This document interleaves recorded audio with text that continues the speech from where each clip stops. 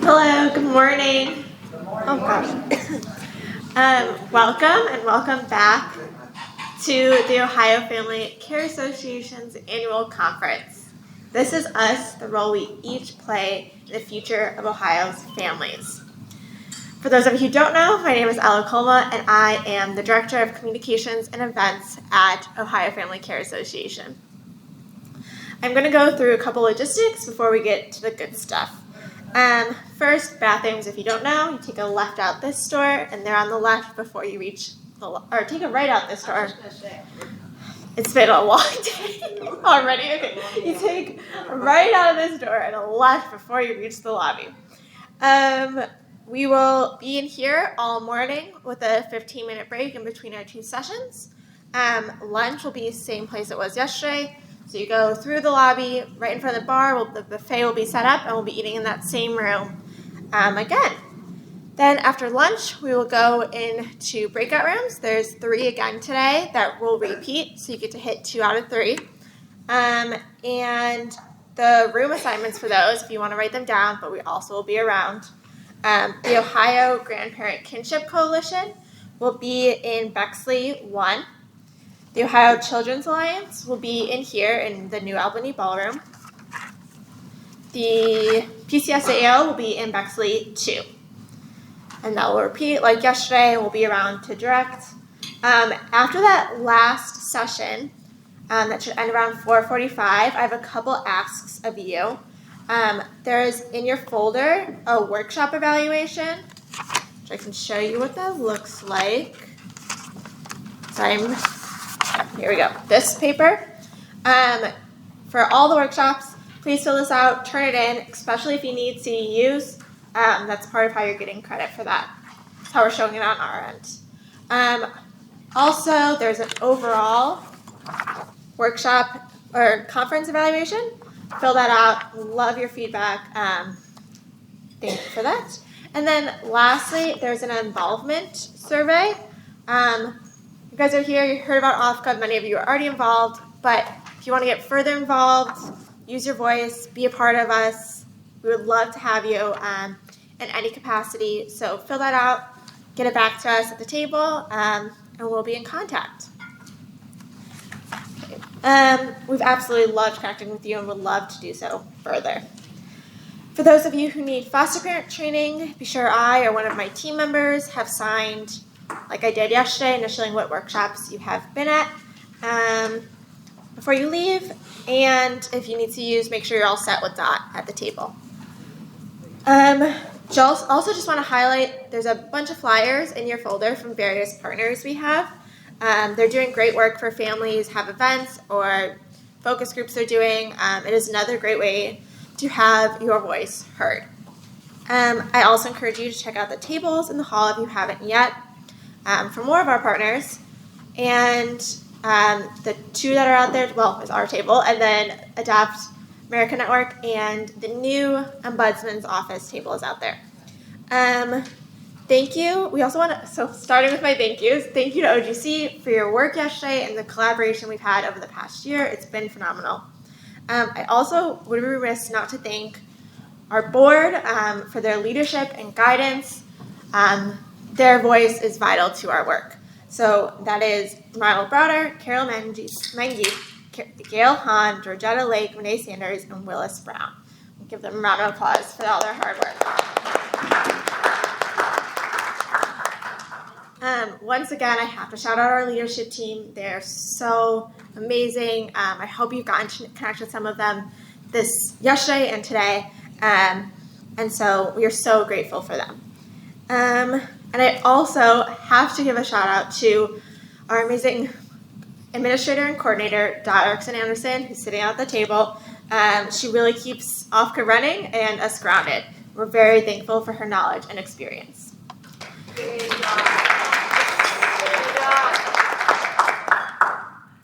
We also have a special guest today that I want to invite up to the stage. Many of you saw the table out there about the Ombudsman's Office. Brand new, we're really excited about it. And the Family Ombudsman has joined us today. So I'm going to pass it over to her, but feel free to connect with her throughout the day. She'll be here all day. How about her name? Jennifer Sheriff. Good morning, everyone. Good morning. I'm very pleased to be here with you today for a couple of very important reasons. On May 31st of this year, the state of Ohio opened its very first statewide grievance outlet that is specific to the children's services arena.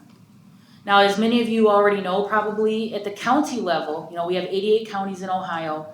Most times, if you have a concern or a complaint, or you want to go so far as to file a formal grievance against a local government agency, there is a mechanism in place for that. And normally what that looks like is if you're not getting traction or momentum to get your concern resolved at the county level, then no doubt someone, I hope, has invited you to call and work your way up through a chain of command at the local agency level. But the problem has been, at least in my experience, is that after you exhaust that local remedy, or you make those local attempts to have your voice heard and actually valued and have results, a lot of times there's nowhere else to turn. And I know this because I served as Lucas County's Child Protection Ombudsman for over 2 years. And it was very disheartening because people would come to me with their concerns. And because at that time, there was no state of Ohio equivalent to what I was doing at the county level. And that's why I was very encouraged and delighted when we got confirmation this year, literally just a few months ago, that finally Ohio lawmakers, and championed by Governor DeWine, who made this a top priority, we now have a grievance outlet that is available to all Ohioans and frankly all children, no matter what county they're living in.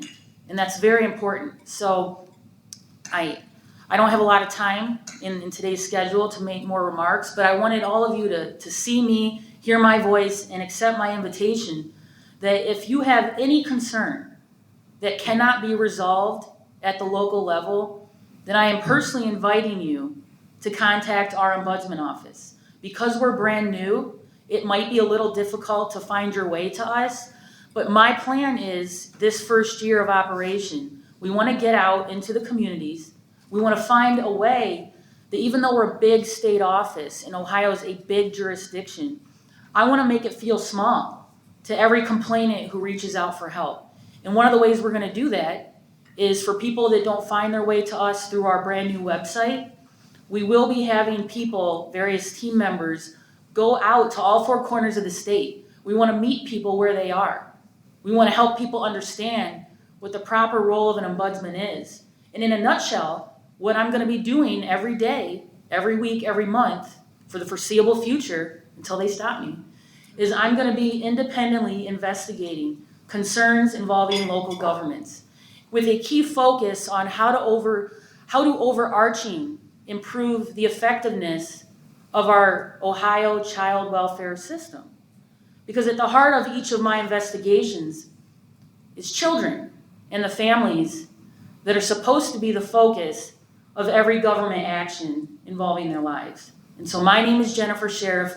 I am your first state family ombudsman, and I'm here to serve you and answer any questions you have. Thank you.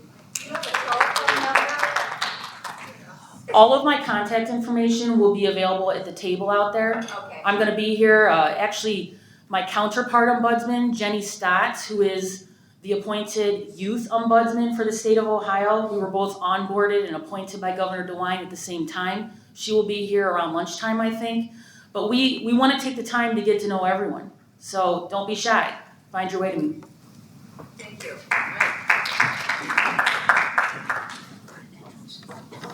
Thank you so much. We're so excited this office has finally been stood up and that Jennifer is here with us today. As I was reflecting on the amazing conversations we had yesterday, a couple words came to mind and really stick with me. Brave, vulnerable, passionate, and advocates. Advocacy is our focus today. Yesterday we really dug into the issues. We know what's going on in Ohio child welfare. And now, what do we do about it?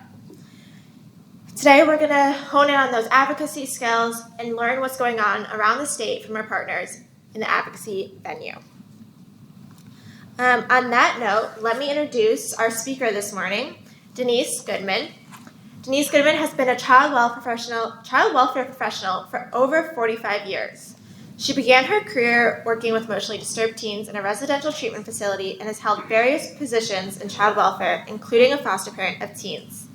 In addition, as an independent consultant, Denise conducts workshops and provides consultation throughout the United States and Canada on topics related to foster care, adoption, and kinship care.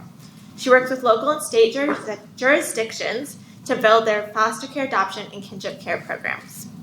Denise earned her MSSA from Case Western Reserve University in Cleveland and her PhD in social work from The Ohio State University. She has written many curricula for staff and resource parents, co-authored a section of The Field Guide to Child Welfare, and published numerous articles and tools on foster care and adoption issues, including Icebreaker Toolkit, Resource Family Guide, Child-Specific Recruitment Tool, Recruiting for Free, and Step-by-Step Guide for Targeted Recruitment. She has received recognition for her training from the Ohio Child Welfare Training Program, including the Linda Pope Award, the Lifetime Achievement Award for Training, OCWTP Award of Excellence, the Northeast Ohio Regional Training Program Trainer of the Year, and the North Central Regional Training Program of the Year. In addition, Denise was inducted into the Ohio State University College of Social Work's Hall of Fame as a Distinguished Alumni in 2012 and was the North American Council on Adoptable Children's NACAC Child Advocate of the Year for 2015. She currently serves as the president of the board for NACAC. Help me in welcoming Denise.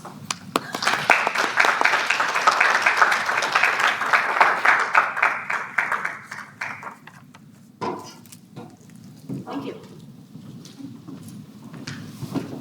Yeah, I'm too short to stand behind this thing. The hardest part is over. I got up the steps without falling down, which is always important. I just realized I left my notes in here. I was all ready, too. Anyway, good morning. This is like a reunion for some folks I haven't seen for a long time, right? We go way back. Hey, Ron. All right, and Carol. Of course, Bill. I've seen you like a long time. Excellent. So yeah, I've hung out in child welfare for over 45 years. And you were saying, yeah, it must sound like you're old. I am old. And I started hot out of college, 20 years old. I worked as a house parent, and in the old days, in the 88 counties, every county had a receiving home back in the day. And yours was up in Maumee, which I was a consultant with Lucas County for like 12 years under John Mattingly, Judith Goodhand, and Laura Neal, all those folks that were there, and Robin. But I couldn't believe they let me hang with kids and like parent them when I was 20. And some of the kids were like not that much younger than me. But I learned a great deal and loved that job. I did casework. I had to knock on people's doors and take their kids. Probably the hardest job on the face of the earth. It's really scary. You do that when you're young, and you can still carry kids and run at the same time. So my running days are over. But, we were a very small rural county. Our kids went to go far away to get any sort of residential services. And so we got a grant and started a residential treatment program using some of our receiving home beds. And then I ran the program, which is how I got interested in adoption back in the early 80s. Because we had, Carol knows a little bit of this, that a lot of the kids we had were adopted kids who were given back. And it really made me mad. Because I knew there were many, many days my own mother would have given me to someone. 13, 14, 15, you know what I'm talking about. And so I moved to Columbus to go to the Ohio State University. Go Bucks! Thank you very much. That's right. And then that's where I kind of hung out with Dot and Georgetta, and that was because I became a respite foster parent. But I used to say, when does the respite get respite? Because I was with kids every day, and I loved it. It was great. Georgetta and I were just sharing about some of the kids from back then, and I just saw one of them yesterday. He did my hair, and because he's a hairdresser. Yeah, Kenny, he did my hair. And now he's a grandfather, so I know, he adopted as well, so he's a good guy. But, it's just, to me, I think this is really great. I appreciate, Jennifer, you being here and Jenny being here, because this is what we're going to talk about today.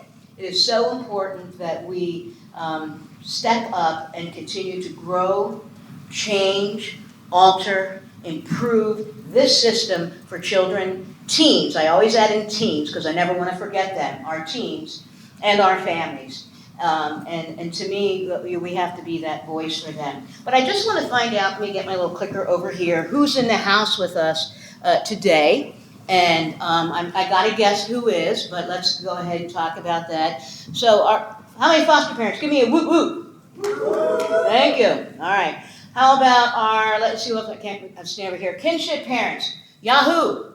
Thank you. Very good. Yes, our family, I actually have 2 great nephews through kinship care. My niece and her husband fostered and adopted children from the other side of the family, but the oldest one's coming to Ohio State. He's 17. He's my man. Yeah, I just saw them last week. So, yeah, I think that's an important thing. Any birth families with us today? No birth families, but they're an important, they're an important part of what we do. And, of course, adoptive families. Woo, woo, woo. All right, you're getting all the stickers back there, right? You got all of them. All right. Of course, county agency staff. Do we have any agency staff today? Okay, important people. We'll talk about them. Private agency staff. Very good. What agency are you with? Find the Miracle Within. Excellent, thank you. I'm actually right now a interim part-time foster care program manager for NIAP in South Carolina, doing it long distance. But it's been a really good experience for me and everything. And of course, our county partner, our community partners. All right, well, we're going to go on. So again, let's talk about why we're here. I just think this is so pivotal of what we need to be talking about. As I mentioned, we have got to do better. When I think about child welfare 45 years ago, when I started, when I was younger, slightly thinner, 4 inches taller, the drug of choice in my county was pot, and we were worried sick about it. We were just worried about all these kids growing up with pot heads, and then crack hit, right? Then heroin, meth, opioids, plus all the other stuff, and alcohol, right? We are running to stay on the heels of our children, teens, and family. Just stay on their heels. So we can't give it up. We have to continue. And people always say, it's like when I come in as a consultant, I know that the first thing they're thinking when I come into any jurisdiction is that, oh, you're going to tell us what we're doing is wrong, and we have to change. 2 things people don't want to hear, right? But I'm saying, no, we have to evolve. And we have to evolve faster than the families and kids do. And I just think that's so important. And here's the thing, is that recognizing that, the kids and families are counting on us. We're the ones who have stepped up. Not everybody can do this work. Not everybody can be a county social worker that investigates child abuse. Not everybody can be a foster parent, adoptive parent, or kinship parent. Think about when people talk to you and you said, yes, I'd be on a plane. To me, anybody I talk to is an opportunity to recruit people. Honest to God, it really is. Well, what do? I'm a social worker in child welfare. So I tell them, that must be a horrible job. I said, no, getting a kid a safe family is the best job ever. It's the best job ever. To give the kid, look at you. I can't do signs still, I'm sorry. I have a 5-year-old great niece who's bilingual. It's embarrassing, it really is, Bobby. My sister's deaf. Her girls are both signing as interpreter, and her grandchildren all sign. I'm her sister, I don't sign, it's embarrassing. But anyway, so, it's just that, when you say that to somebody, and you say you're a foster parent, what do they say? I'm an adoptive parent, I'm a kinship. Oh my gosh. Oh, that's terrible. Or I love when they say, I could never do this. And I think to myself, no, you couldn't. You have no sense of humor. You could never do this. It's not for everybody. But everybody can be an advocate. Everybody can speak out about kids and about the kids in the community. So, it begins with one person, you. We all can be an advocate. We have such incredible power that we don't recognize it. And people look at this and say, what can one person do? Now, I want you to think about this pretty quickly here.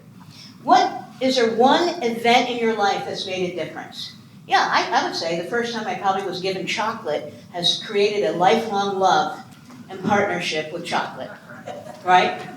I'm a Hershey's girl. I don't know if you know this, but the next time you buy a Hershey bar, look on the back. Milton Hershey and his wife didn't have children. She died young. They started they called it the Boys Industrial School for Orphan Boys in Hershey, Pennsylvania, that still exists today. And that school he gave all of his stock in Hershey chocolate to the school. It is run off the interest of the $7 billion, might be $1 billion now at the stock market, $7 billion endowment, the Milton Age, and any kid who's in need can go at no cost. So I'm just saying is that, first of all, I love chocolate, but when I heard that story, I'm really committed now. And I do a lot for the school by buying chocolate, Reese's peanut butter cups. But but there's also people that can make a difference in our lives, right? People can make a difference in your lives. I think about one person, I want you to think about your one person who impacted you. Well, my first grade teacher, I was the child in kindergarten. Well, I'll put it this way, I went to kindergarten at 4. It was full day kindergarten. I grew up in South Jersey. And I think my mother was tired. I'm a late in life last child. She was over it. And so I went to school at 4. They probably should have kept me another year. But I didn't know you had to stay in your seat. I didn't know you had to raise your hand. I didn't know you had to not leave the room when you feel like it. I was never socialized. So my kindergarten teacher tied me to the chair in kindergarten. Today she'd be arrested. Back then it was a strategy, right? But she brought in her husband's belt, put one across my lap and one across my waist. Did it stop me? No, I got up and walked around with a chair tied to my behind, all right? You know what I'm talking about. So, they called my mother in and they said, we think we need to keep Denise back a year and have her repeat kindergarten. And she's like, can she do the work? Yes, she can do the work. She eats a lot of paste, but, she's just not mature enough. Well, if she can do the work, move her on. So I go to first grade now, and all I can say is thank God for my first grade teacher, because she did not see me as hyperactive. She did not see me as being undisciplined. She saw me as energetically gifted, okay? But she paid attention to me. She'd get samples of books in the mail. She'd give them to me because I love to read. She knew my mother was a single parent. Our father had passed away a week after my 2nd birthday. She kept me after school and said, why don't you clean the boards? Why don't you straighten the desk up? And you know what? She came and told my mother to make sure she goes to college. And I'm just saying that one person made that significant impact in my life. So apparently my performance in kindergarten did not impact my future life. I got a PhD somehow, So I'm just saying is one person can make a difference. At your table, I want you to talk, some of you are alone, so talk to yourself, that's okay.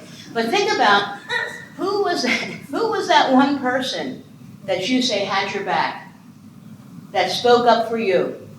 Who was it? I'm going to give you 3 minutes to tell somebody at your table who that person is that you can identify now that impacted you, that was a power of one in your life. All right, 3 minutes. I'm watching.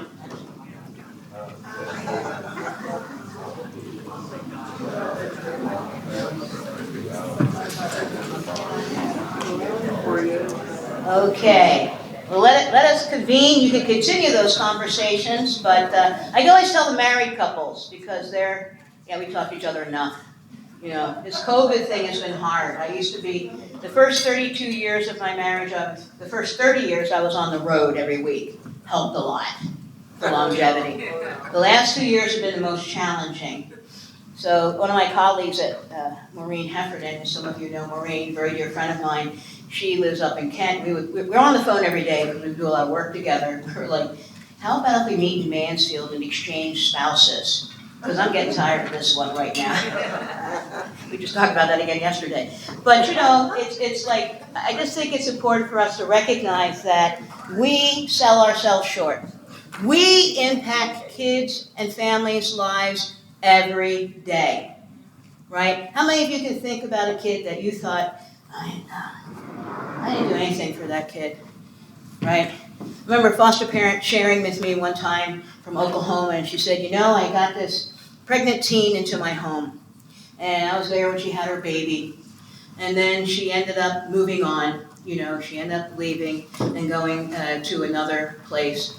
And she said, I just felt so badly, like I really let her down. And I thought, when I was talking to her, she goes, I'm never going to graduate from high school because I have this baby now. But yet, 2 years later, she called that foster parent to invite her to her high school graduation and talked about how that time in her home made such a difference and taught her how to be a good mom. and that she was moving on to go to community college now, so she could care for her child. You don't know it at the moment if you've impacted the child, but you do. I remember one Sunday morning getting up early, I was flying out of town, and I had to print out a bunch of stuff, and of course I ran out of paper at home. So I look like the wrath of God, and I go to Staples when they open, and I'm trying to figure out, like, do I want to get a case of paper, and I hear, Denise Goodman, Denise Goodman! And I turn around, this young woman is running to me, and she's from Ashtabula County, where I work. And she says, oh my God, is that Lane? She goes, yes. I said, she goes, Denise, I cannot believe I've seen you. Oh, I've been wanting to find you and tell you, I can't believe you live here. And she and I fought and locked heads every day, knocked down, drag out. But yet for her, because I didn't give up, I stuck with her. That had made it significant. She was down living in Columbus and going to school in Columbus. So again, you never know. They may never know for years later the impact you have made. That's the thing we have to recognize. So when we talk about this being this power of one, let's talk about 2 ways today we can use our power, our superpowers, And the first thing is using your voice. I'm going back, Jennifer, great segue for me today, thank you. But use your voice. We all have a voice, let's do it. Even my sister who's deaf uses her voice. She's involved in every deaf organization in California, let me tell you. She really is. I wouldn't mess with her. She's tough and everything. But you have to use your voice to do that. So, one of the things we have to think about, what's it take? We have to spread the word. We have to spread the word because why? Foster care is still a mystery. Adoption is still a mystery. One day I had family, and this was BC, before COVID, and it was some holiday. My nephew from California here. Now understand, my nephew is 50. It's not like he's little.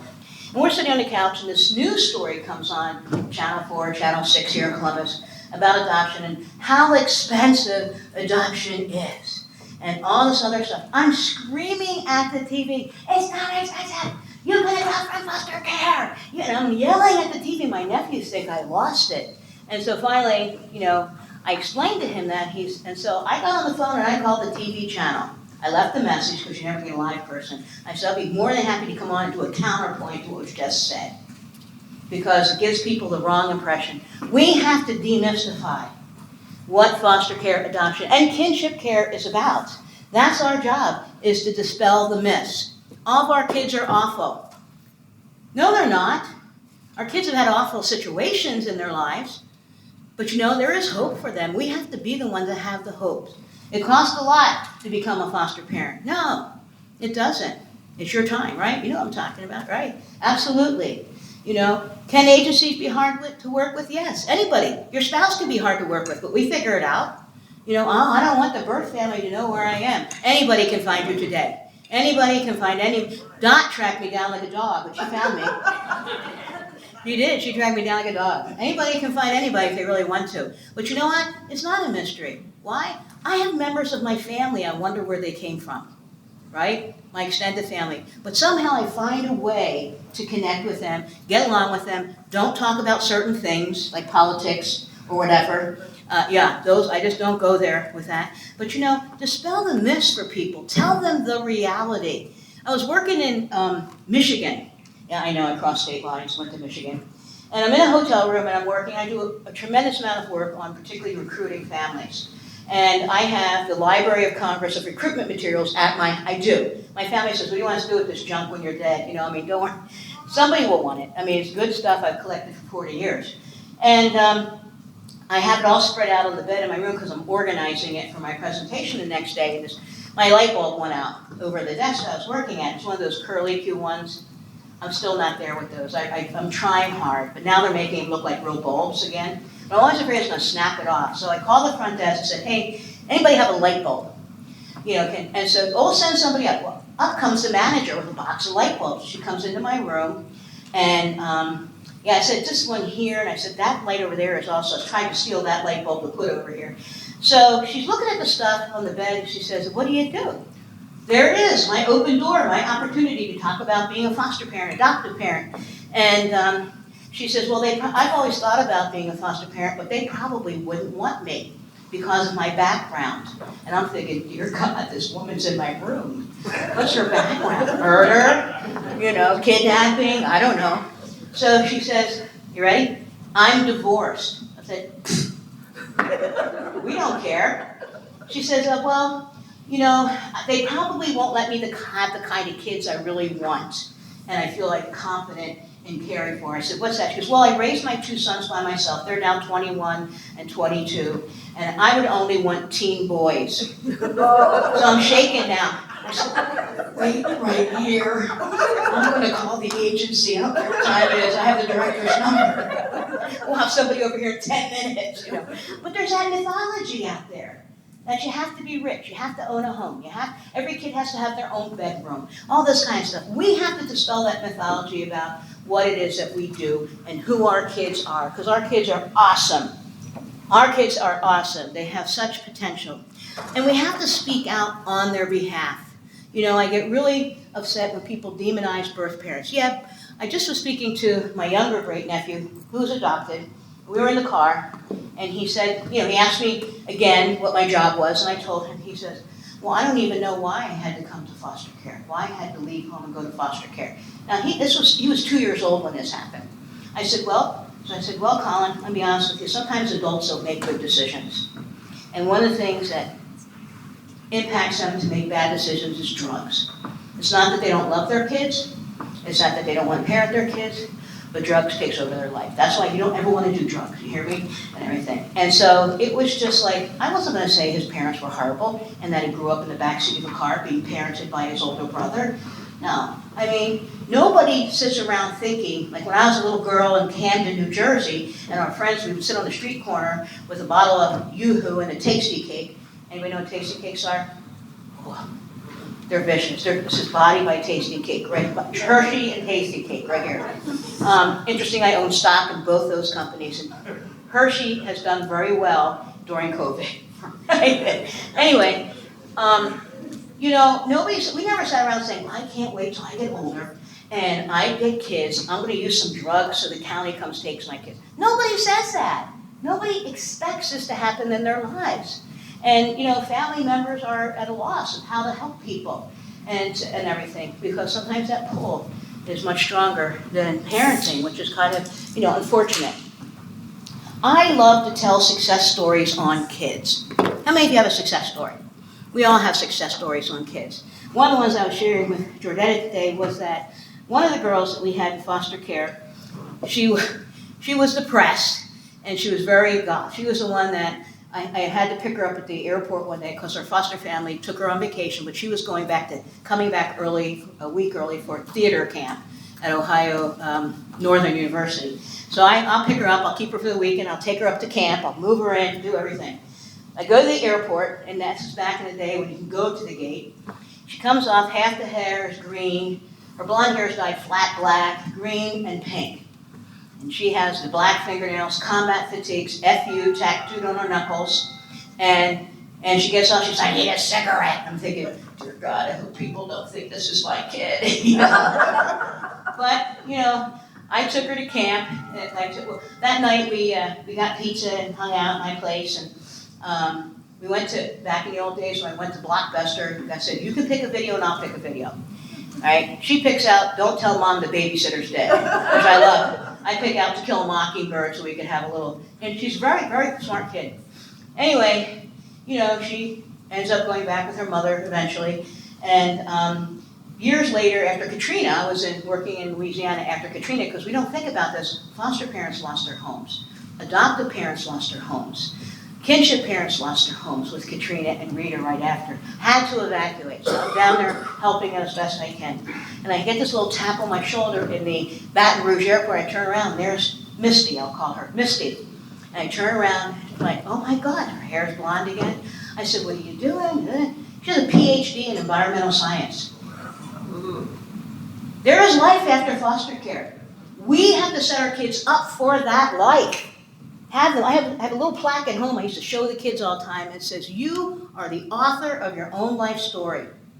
And I said, you can't rewrite the chapters that already happened, but you're totally in control of the ones that are ahead of us. And are there going to be chapters of success or chapters of challenges and disaster. So I just think it's really important that we share that our kids are successful, that they have hopes and dreams for themselves, and you know what? We're there to help them get there. Just like their families have hopes and dreams of their children coming back and being reunited again. So important. I do share the challenges, and I really appreciate, because I think this is what Jennifer's office is about, and Jenny's office is about, is what are the challenges that we face in doing this very critical work? What is it?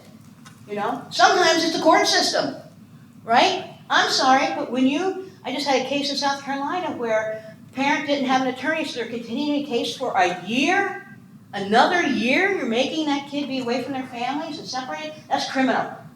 That's criminal. You're waiting. I'm sorry, with COVID, the courts were still operating. They could do it virtually. Finalizations. Why should we make kids and families wait to be an official family? You know, sometimes we struggle with the court system. Sometimes we do struggle with agencies and the people we work with. I'm just fighting with one right now in South Carolina. Like, you got to return your frickin' calls. You have to return your calls to the foster parents. I'm sorry. So I fight with them all the time. I figure I don't live there. They can't burn my house down, so they'll never find me here. Although Dot found me, they could find me, I guess. But sometimes we have those challenges. And we have to kind of say, I'm hitting a roadblock here. And you know what? There are solutions to those challenges. That's the important thing. So when I hear my staff say it would take so long to get families through the licensing process because we have to get a check from the corporate office to get a background check, an $8 check. Go down to Walmart and get a money order now. And that's what we do now. So part of our challenges is we have to have our solutions that are doable and real. We'll talk more about that.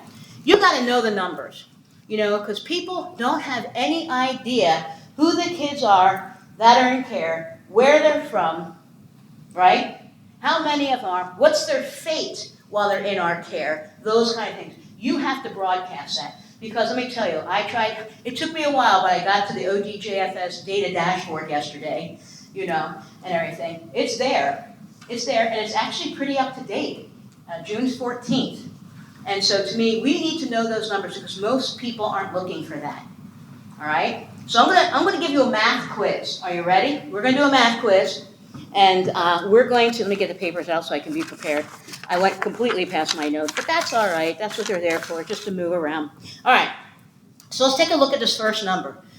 How many children and teens, all right, I always want to say teens with children because we have teens. People think of the little kids when you say children, but you got to add in teens. We're in foster care at the end of 2021. So at the end of the year, nationally, how many kids? Was it 402,000?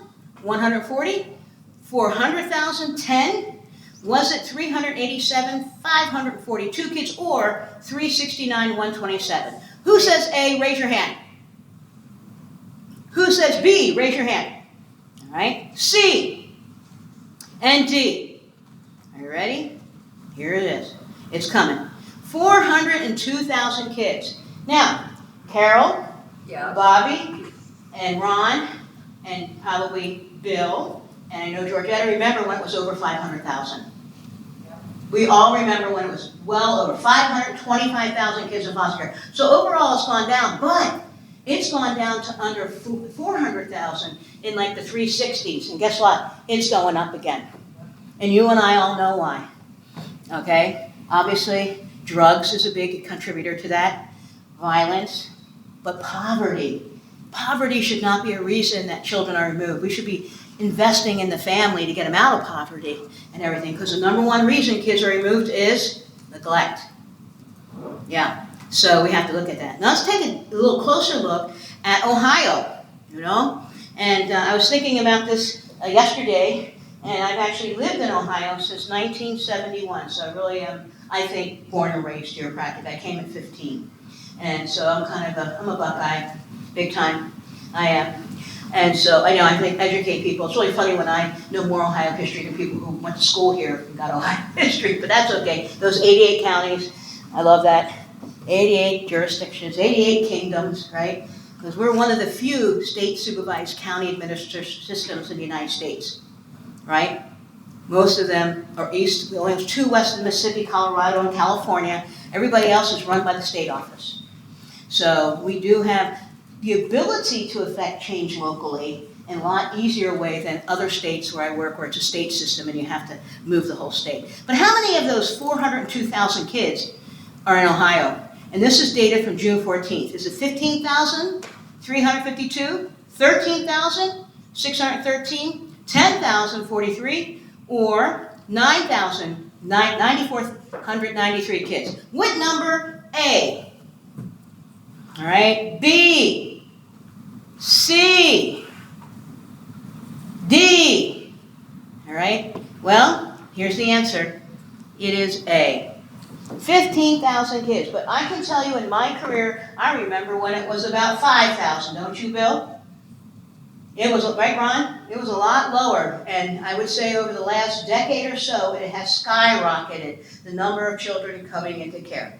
And certainly all the things we talked about earlier are contributing. So we have lots of kids who are coming to need the care of a foster or kinship family because they can't remain safely in their own home. We have lots and lots of kids. We really do. And thank you to each and every one of you for stepping up. Yes, ma'am, way in the back, the cheap seats. Do you have data on what counties?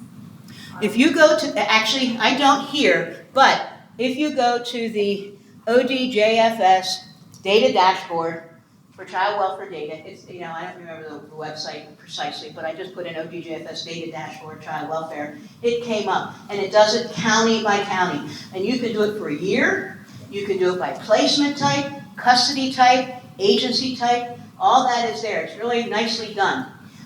So a lot of the states are having that now, so you can zoom in right to your state. And there are some surprises when I was looking county by county yesterday. I mean, obviously, Franklin County is a big player. Cuyahoga County is a big player. Hamilton County is a big player in the number of kids in care. And I remember a time when I started working in Cleveland that we had almost 9,000 kids in custody up there, and it's way down up there now. Yeah, it's much lower now in Cuyahoga County. Still high in comparison to many other counties, but it's lower now. Okay. How many children are with kin or kinship providers? How many of them have been fortunate enough to have kin family step up, whether it is a blood relative, a relative by marriage, or a real close friend, a connection to a child in the family? Is it 5,600 kids, 4,500, 4,098, or 3,993? So how many of those 15,000 kids are living with some form of kinship care? Is it A? A, good. Got some hands going up. B, any B's? C's. D's. All right. Let's take a look what it is. 3,900 kids. It should be higher. I would love to see it higher. Some states are much higher, some states are much lower. But, we should challenge ourselves to have, and that's an important thing to talk with people about, that kin can become foster parents. Kin can become caregivers. Friends of the family, godparents, coaches, teachers can all become foster parents and adoptive parents of children that need that kind of service. All right, let's do a couple more. We're almost there. How many kids are waiting for a permanent family, meaning their parental rights have been terminated and they need an adoptive family, they need permanency in their life today? Is it 3,478, 2,901, 2,402, or 1,385? How many kids are waiting for an adoptive family today? The parental rights have been terminated and they just need a family. Is it A? B? C? Or D? All right, let's see how many. Holy moly, nearly 3,500 kids need permanency, need an adoptive family. Their parental rights have been terminated. And you know what? Unfortunately, many of them are older kids. I believe in older kids. I think older kids are better. Housebroken, in school, part-time job, right? No diapers. You don't have to I don't feed anybody at 2 o'clock in the morning, let me tell you. I don't. I'm sorry. But I just think that, again, people will say, well, they've already set in their ways. No, I've had to change some of my ways. At 65, I've had to change some of my ways, right? I've just lost 30 pounds. That's why my clothes look like crap. Because nobody notices in front of Zoom that my clothes are too baggy, but I just haven't gotten out and do anything about it. But why? That terrible back? dancing on the diabetes line. I got the lecture from my doctor. So I had to change. Yeah, I had to detox from chocolate. It was bad. I would kill for a pie right now, I tell you. I said to somebody the other day, I was all stressed out about something, made me mad on a Zoom call. I said, I'm going to the Dairy Queen. They, don't do it, Denise, don't do it. But I'm just saying, even adults, old people like me, can change our ways. Guess what? With the right guidance, support, encouragement, positive reinforcement, our kids can get interested in school again. Our kids can, learn about how to live a healthy life, those kinds of things, yes. So to me, I want you to tell people about, some of these kids come with brothers and sisters. We can't cherry pick kids, it's a package deal. I just did a training the other day from Massachusetts on siblings, and I showed them, I actually talked to my great nephew. He and his brother are adopted, they were adopted together. He was 7 and 2 when they came to family, adopted at 9 and 4. And I called him up and I said, Caleb, I want to interview you, and I want to have your opinion about this. Can you tell me, I'm going to get emotional. Can you tell me what it would, I said to him, lots of kids when they come to need foster care, because he remembers. He said, they get separated from their brothers and sisters. What would it have been like for you if you and Colin had been separated? He said, I would have been devastated. I took care of him. I saw him grow up. I was there when he was born. He said, I wouldn't be the person I am without him. So, and it would have been very easy to say, take the 2-year-old, or take the 4-year-old, and somebody else can take the 9-year-old. No, it's a package deal. I even made my sister, when I went out one time, she was getting a puppy. And my niece said, good, you can go with Mom to pick up the puppy. They didn't tell me it was 2 hours away. But we drive to go get this little wiener dog puppy. And I get there, and of course my sister's deaf, so I'm kind of doing the interpreting as best I can understand my sister. Anyway, one dog that she had chosen is there, but the runt was left. And I said to my sister, I said, you can't separate those puppies. You can't separate the sisters. I bought the second dog. I've been paying puppy support for this dog. But she said to me how glad it was that she kept them together. Because they play and they love each other. But I'm just saying, it's just one of those, and you know what's funny? Usually when people come to the house, they act like idiots and bark. No, they were all over me. They knew I kept them together. They knew that. They did. But I'm just saying is that we have to kind of talk about who these kids are who are waiting. And it's not an expensive process. It's not. It's an important process. And it will do as much for you as it does for the kids. All right? Our last call here, I think this is it. How many adoptions were finalized? Oh, there's one more after this. How many adoptions were finalized in Ohio in 2021? Do you know? Was it 610? These are from child welfare. Okay, these are the kids that left child welfare because they were adopted in 2020. 610, 567, 498, 313. Was it A, 610? How many kids left because they were adopted? 610. Our next one, 567. Hands up, come on. You're up. 498. All right, 313. I am proud to say that here in Ohio, 567 kids found a permanent family. But I'm doing a throwdown right here and right now.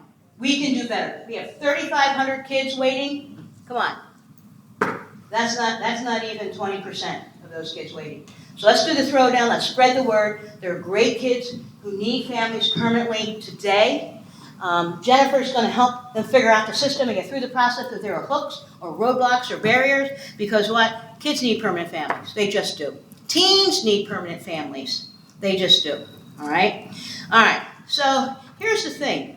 This is the one that bothers me the most. How many kids left foster care without a family? They emancipated. And in Ohio, and others, we'll pull the numbers up here, they call it nationally PPLA. Planned Permanent Living Arrangement. I'm going to give you my sanitized version of what that stands for. A pretty poor living arrangement.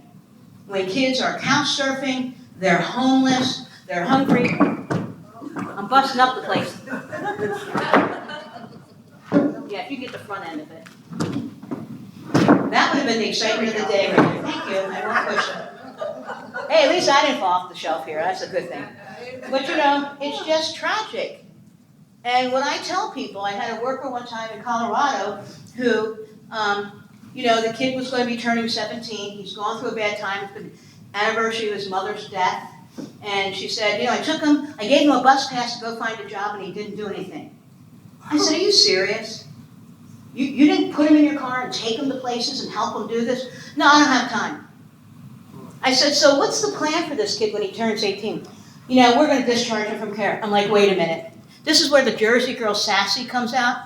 I said, so what you're telling me is planned homelessness is your case plan goal? You've got to be kidding me. That's criminal. You can't. I got on the phone. I called some of the community partners I worked with in Denver. I found him a job. I found him a place to live. I found him a mentor in one day.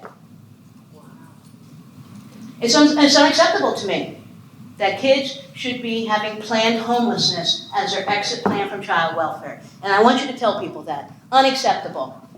I mean, seriously. My great-nephew, the one I was telling you about, Caleb, who's 17, he'll graduate next year, and about 2 years ago, he got all worked up, and he was like in a funk, and he's really kind of an even, calm, gentle kid. And he's like crying to his mother, I don't want to have to leave here at 18. And she's like, why would you have to leave? Because 18 is when you leave home. So she had him call me, and I said, Caleb, you know your cousin Julie, who's 45 and still lives with me? Don't worry about it. You're not going anywhere, you know, and everything. But I just think that, you know, none of us were really ready to be gone. I may have gone to college, but I always say a kid's never emancipated until their junk's out of the basement or attic. I emancipated my oldest daughter, my stepdaughter lives in Cincinnati, because he had all this junk in our basement. So every time we'd go down to visit, we'd take a box and put it in the garage. We'd have to walk through the garage to get in the house. We'd put it in the corner of the garage, and she'd find it a week or two later. Yeah, I emancipated her at probably 40.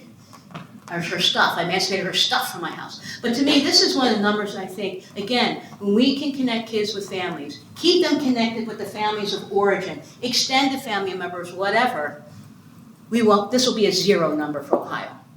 And I challenge us to that, okay? All right, so it's 484 kids, 484 new homeless people, 484 more people living in poverty, not employed, not having health care, not having a place to go for Thanksgiving dinner, not having anybody to sit with them when they have to have surgery. That's what that means to me. All right? All right, so here's the deal. Part of our power of one and using our voice is we got to stand up and speak out. All right? This to me is really important because a lot of people say, oh, Denise, I could never do this. You know, here's the deal. You don't have to have skill. I've been a public speaker for 35 years. It's what I do. I did it in kindergarten. That's what got me in trouble. I'd get up and talk and everything. You don't have to. You have to have passion. That's all that matters. When you have passion and you have heart, that's what people will listen to. That's when you will be the most eloquent. That's when you will share the real deal. And I think that's important. So again, who better to do this than you?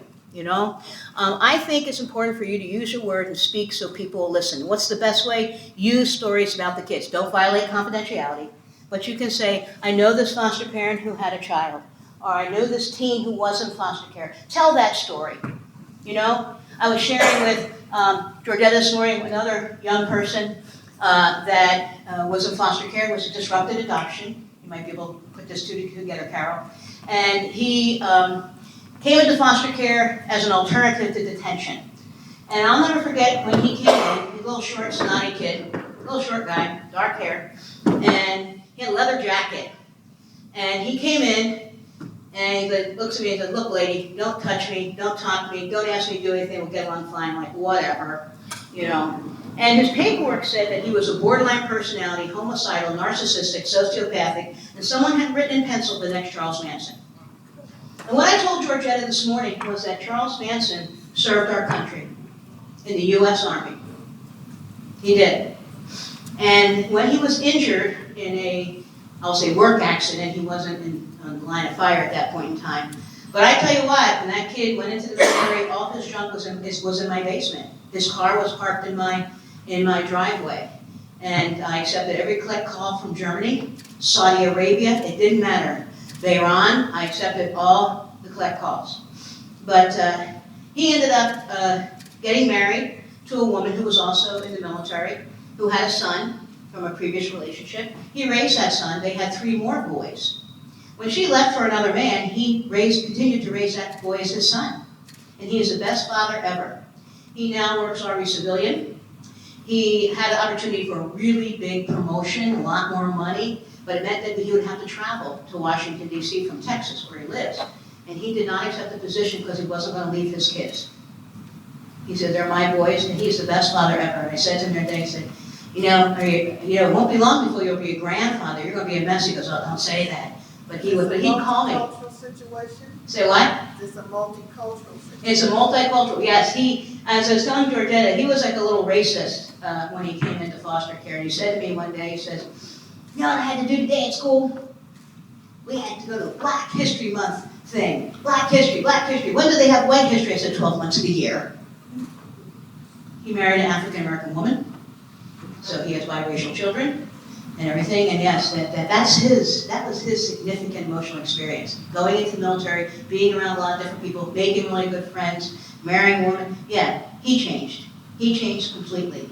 And so to me, he's really an awesome guy, and has a beautiful home and raises livestock now. I can't believe it. But he called me one day and he said, I'm thinking about going back to, he worked many years to get a college degree because he was in the military, he moved around. And he said, I think I'll get a master's degree in social work. I'm like, are you kidding me? I said, weren't you the kid that couldn't get to go to school ever? He says, I went to school, I just didn't do anything when I got there, which was true. But again, to me, I love sharing stories about kids and successes that kids have had. Because again, it's the power of what we do one life at a time. And to me, those power of those stories and what can motivate, can inspire, can encourage people to do things on behalf of children and families. Not everybody's going to get it the first time. Keep talking. I keep talking to people. Like I said, I talked to my niece and her husband multiple times about being foster parents, and they did it. And now we have 2 kids who are adopted and thriving in their home. Absolutely. The other thing is, don't be afraid to use your own outlets to leave messages. Call people, leave phone messages. They may not pick up the phone, but they're going to listen to the message because they're nosy and curious. Newsletters, putting stories in newsletters at your church, at your place of employment, in your community, the organizations you belong to. I have email signatures. Every month I change my email signature. It's June is National June is National Family Reunification Month. Say thank you to a foster family who helped a family get back together. So I leave little stuff on my emails. Facebook pages, post on yours and others. You can go onto your church or your school or whatever and post messages about kids in your community needing foster care. Again, we have the power of the written word, a written voice, sending emails, letters, leaving voicemails for our state and federal legislators. They need to hear from you. You're a voter. That's powerful. And you tell them that you want more money for families and kids. That I did a thing when I was working in Louisiana right after Katrina. The director of child welfare at that time, I stormed her office. I did. This is where, again, the Jersey girl comes out. I can't help it. And I said, Marquita, are you kidding me? You're paying any foster parent in the state $10 a day, regardless of the child they have in their home? Yep, I know. It's like, hurry up, you're running late. Okay, is that what you're saying? Oh, okay, thanks, I'm good. We're all good today. Anyway, so I said to her, you've got to be kidding me. $10 a day? $10 a day? I pay more to board my dog than you are to care for your kids here in Louisiana. She said, what are you talking about? I said, it's like $20 or more a day to board a dog. She had her secretary, I lit a fire on her. She had her secretary call 5 kennels. They got the prices. That night at the legislative hearing, she went in and she says, well, we're going to ask for an increase in foster care rates because right now, for $10 a day, they only get to live there. If you want us to feed the kids, that's $2 a day more. If you want us to bathe the kids, that's another $1 a day. If you want us to walk the kids, we got $2 a day more each year for 3 years. So it ended up being $6 a day more. But that, I fired her up, and she had the ability to fire the right people up, the state legislator, the tight-wadded state legislator of Louisiana. And I just talked to her not recently and said, time to fire them up again, Marquita? There's probably a whole new batch in Congress over there in the legislature right now. Yeah, do it. Write letters to the editor. I saw an article in the Columbus Dispatch for Highland County. Everybody hear from Highland County, Hillsborough? They had 143 kids in care and 8 foster homes a couple years ago. 8 foster homes. Do the math. Even I can do that math. Right. I called up the director, left a message. Katie Smith. I said, Katie, this is Denise Goodman. You don't probably know me, but your foster care worker will. I'm willing to come down on my own time, my own dime, and help you recruit families. And she called me right back. Apparently we'd met at some point. And so I went down there. I had bring the foster parents in. I paid for lunch for all the foster parents. And I asked them what they could do. Could they write a letter to the editor? And every one of them did. And they actually became our boots on the ground to spread the word about the kids of Hillsborough, of Highland County were going hours away from their own communities because there were no foster parents here. So we were able to double the number of foster homes in a very short period of time. Show up. Public forums and meetings. Get your people to come to this next year. You get to meet important people like Jennifer and everything to be able to get those changes that we need made for our kids and our families. All right? Understanding, and Jennifer's going to hear this from you, I'm sure, there are times we're really, I'm just going to say, pissed off. We're frustrated, we're angry, because people aren't doing what's best and right for kids, teens, and families. Do you agree? Yeah. How many of you been there? Come on. You don't sound very angry. Yeah. Guess what? I understand. But again, you got to think about what's going to get your message through and get a solution. I went to this family reunion because we missed it 2 years before because of COVID. And I used to fly every week. So all the Southwest people at the airport know me. The TSA people know me. Like, where you been? And trust me, I'd be gone every week if I could. And I come back in. What happens? My luggage does not arrive. I'm busting the chops because I would always visit the Southwest people in the baggage office and mess with them. And I'm like, are you kidding me? I finally take a trip out, my bags don't come back. So I went from Oakland to Denver to Columbus. This is my flight. My bags went from Oakland to Denver to Phoenix to Vegas to Baltimore to Columbus. So it was like, and of course you can't get anybody on the phone, so I drive out there and I go and I'm like, are you guys kidding me? I said, I want the frequent flyer miles. And jokingly, I said it, but seriously, I want the miles my bags flew. Can I get those in my account? And I was chatting them up. It's like, no big deal, understand. But they were tagged to Columbus. I always watch. A little piece of advice, when you go to the airport, you're flying, make sure the tag on your bag at the airport is where you're going. Okay? So CMH, Columbus Metropolitan Hangar. So, but because I was nice and understanding and thoughtful, and I came to help out and get my own bags, give me $100 credit. You get a lot more with honey than with vinegar. So if you have an issue, you're calling Jennifer or your county office or your private agency director, state your issue, state the facts, give a solution. That's, give yourself a few days to calm down and everything. You'll get a lot further. But again, don't be afraid to speak up. Don't be afraid to let people know what they've done is not okay or not right or hurts kids. Don't be afraid to do that. But again, when we're really, really, really angry, the filter gets thinner, right? Absolutely. The other thing is I need you to take action. That's our second strategy here, all right? And just a couple of ideas. Be an awesome role model. As a foster parent, people in your community are watching what you're doing. Teachers, mental health professionals, medical professionals, your neighbors, people at church, watching you how you do this. Be an awesome role model. I'm going to show you how powerful being a role model is. Everybody stick your hand up like this. Come on, let's do a little exercise this morning. Come on. Very good. He's got 2 hands up. Just one, sir. Okay, very good. Make the okay sign. Like you're okay. Okay. Thank you. I'm watching you. Okay. Now take that okay sign and put it directly on your chin like this. On your chin. Oh yeah, this going on. Yeah. Look at how much you did what I did, not what I said. How powerful is that? So be that great role model. Do what you want other people to do. Be that awesome, amazing caregiver. Be the voice. Be the advocate. Real important to be that role model. And we do that every day. When you are advocating for your child at school, I had a kid one time, when I was working the residential treatment program, and the school called me and said, we're going to homeschool him now. This is years ago, before homeschooling was in. I said, what does that mean? We're going to have a teacher come out to the children's home. Okay, how often are they coming? 1 hour, once a week. I said, unacceptable. Unacceptable. This kid's behind in school. He needs education. His guardian ad litem will be contacting you. Yeah, we didn't have that problem again. But I was at the school. Anytime they needed me, I was there. If I had to sit next to a kid during a school day, I would. Whatever. I wanted to be the invested, involved parent for that child. Show up and be present, you know? As I said, when Jennifer comes out to your county, be there when she comes. Invite other people to come be present and to listen to what that office has to offer us now to get the word out. Participate.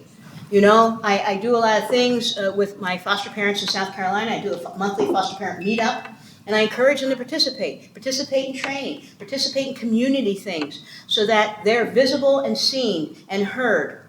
Be the absolutely best parent you can be. You know, it doesn't help us. How many of you seen, like, you always see the awful news on the foster child killed by foster parent. That's the headlines, right? No. We never get the good news. And some of you may remember Judith Goodhand at this table. He used to be associate director in Lucas County and director in Cuyahoga County in the she was the 80s and 90s in Lucas and Cleveland. But she always said, Denise, they only print the sexy stories, never print the good stuff. And what she meant was the things that catch the headlines. So to me, I think it's so important that we be that incredible, amazing parent. So always says, well, those foster parents, ready for this? You can laugh when I say, are doing it for the money. Because like you're all like rolling big with foster care payments, right? No, you're doing it because there's a woman I saw in a video from Michigan, Detroit, and she says, I'm here because I'm raising the neighborhood's kids. I'm here to save the neighborhood. I'm here to improve my neighborhood by parenting the children of my neighborhood. And that's, to me, when people see you do that, that's really powerful. And again, showing our kids showing people how awesome our kids are.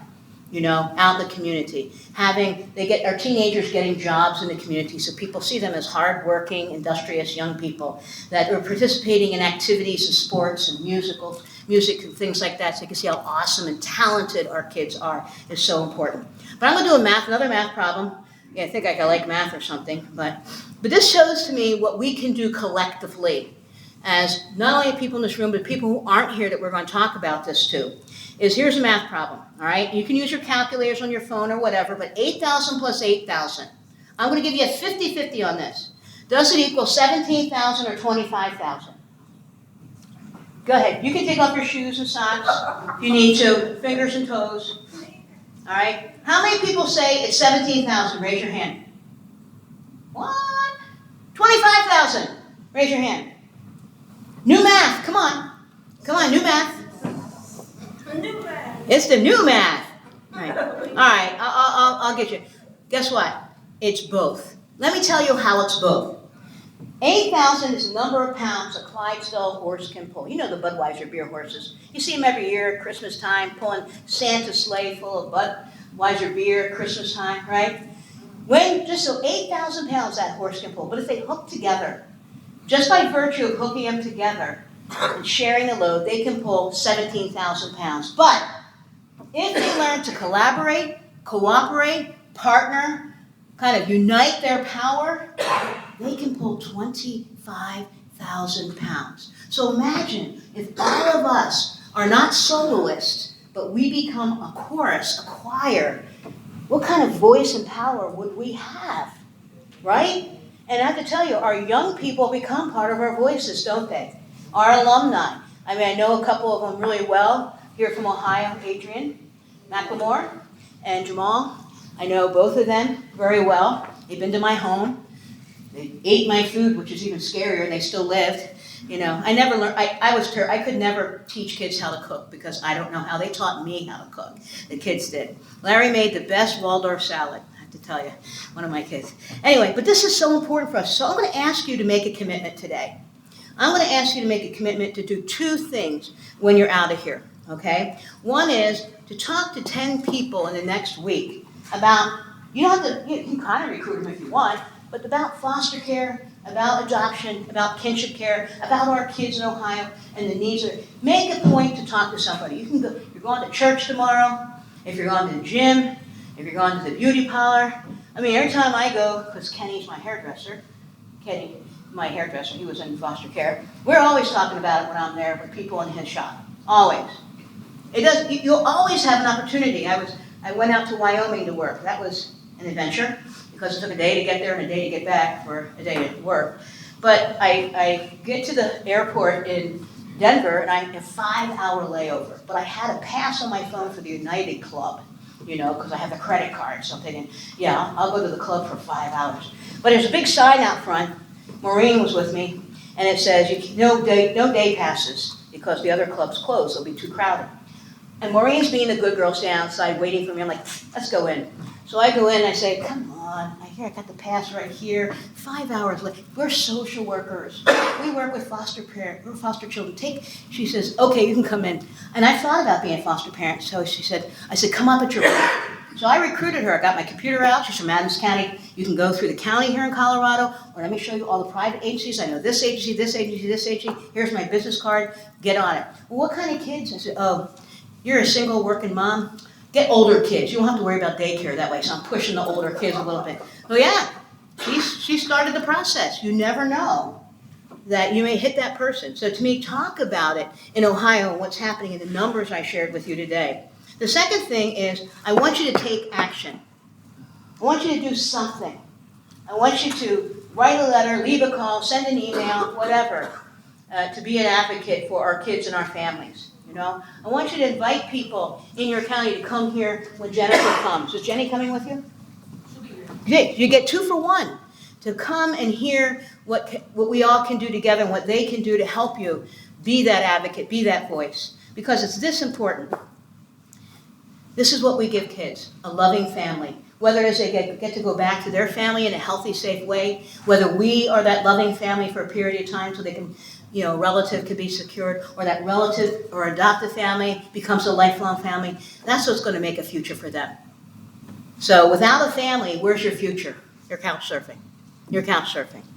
So the thing I always ask people is, if not you, then who? We're the ones that have stepped up. We're the ones that are doing it. And I always ask myself this question every time. What's going to happen to the children, the teens, and the families if I don't? People ask me all the time, when are you retiring? There's too much to be done yet. There is too much for me to do still to say I'm throwing in the towel. As long as everything still holds out here, some better than others, I have to tell you. My back's a hot mess, but my new knees and new hips are fab. And that can keep me going for a long time. So I figure if I factor in how old they are, I'm only really about 22. If I average all the body part ages out. But I always think about this question in the context of and my grandmother was like the oldest living Sunday school teacher in New Jersey. She used to read the Bible to me and tell me stories. I always think about the Good Samaritan. And I'm going to give you the Reader's Digest version of that story. And how, people were walking by this robber who was injured and in a ditch. And if I messed up the details, go with me, okay? And they kept saying, oh, I can't help him because I might get hurt. Somebody else comes by and says, well, I can't help him. What will people say about me if I'm associated with this person? Until the Good Samaritan came by and said, what will happen to him if I don't help him? What will happen to the kids if we're not the ones that will be the loud chorus of people advocating for our kids? So how many of you are going to be in there with me? Come on, how many of you are going to do something in the next week? Talk to people, write something, email. You can talk to people, that's easy. You can text them if you don't want to talk to them, like the young people do now. Yeah, my daughter texts me from upstairs, what's for dinner? I text her, come find out. So, a lot of people are into texting these days. Do it. I really want you to commit to do this because it makes a tremendous difference, not only today, but going forward for our children that have yet to come into our system, our teens who have yet to come in our system, our families who have yet. Because remember, there are many children, teens, and families who come from communities where more of them come in than others. Our black and brown children coming in at higher rates than other kids. So we have to speak for all the children. It doesn't matter. So I thank you for what you do. I thank you for being here today, making this commitment, because it is a beautiful day in the neighborhood today. I shouldn't tell you that. It's not 115 degrees heat index anymore, and electricity is on, so it's a good day. So thank you so very much. I appreciate everything that you do. Have a great rest of the conference. All right?